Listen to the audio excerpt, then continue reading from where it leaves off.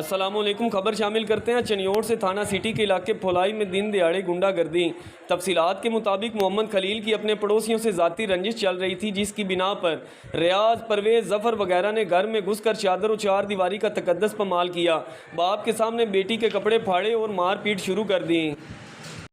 मोहम्मद खलील मेरा नाम है, मल्ला फुलाई दा मैं रेशी हाँ। साडे अंदर बंदे बड़े नो, उन्होंने जी साडे नाल बहुत वड्डी ज़्यादती कीती है।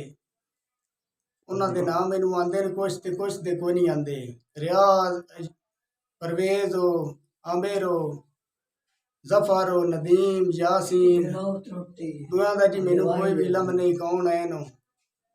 मार कुटाई दे मैनू कोई याद नहीं भी कौन है या कौन नहीं। एक शहजाद है जी, साडियां बीबियां दी भी पर्दा चार दीवारी टप के जनाब वो बदतमीजी कीती ने, कपड़े पाड़े ने, भी बड़ा मारिया ने, साडी औरतां नूं भी कपड़े भी फाड़े ने ते वाल भी उन्हां दे पटदे रहे ने, ठीक है, दरीकिया भी है जमीन ते।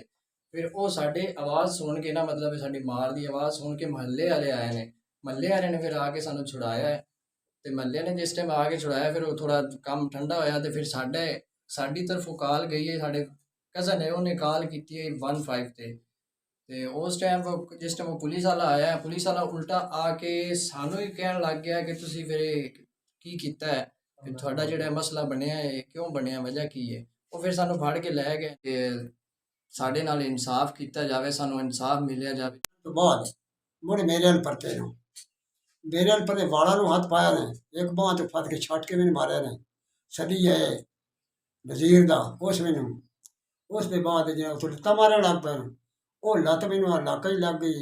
परिंदा जनाब कोई नहीं, मैं जिन्ना बेनता चंगा अल्लाह वास्ते करके मेरे इंसाफ किया जाए।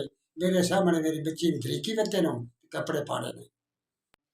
मेरे वालिद ते मेरे भाई तो बाद मैनू मारिया इन्हें ते वाल पट्टे, इन्हें बहुत ज्यादती की, इन्हें बड़ा घरीस के मारिया ने ते कपड़े पाड़े ने ते दो बंदे हिजाब ते आमिर इन्हां ने काम किया, मेरे हत्थी पाए ने। अल्लाह वास्ते ये अपील है कि सानू इंसाफ दिता जाए, साडे नाल जो ज्यादती हुई है सानू इंसाफ दिता जाए। जे अगर किसी साडी बांह ना नप्पी या इंसाफ ना दिता तो साडी प्यो दे अगे जाके बाहर अस अपने आप नूं अग ला देनी।